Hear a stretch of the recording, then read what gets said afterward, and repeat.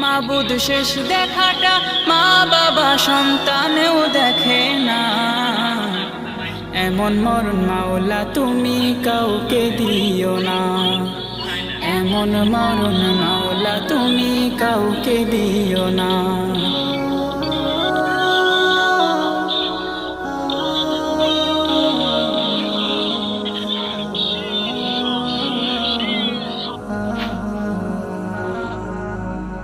যে মরণ লাশ হলে কেউ চায় না গোসল দিতে, আসে না ছেলে বাবার কফিন কাঁধে নিতে।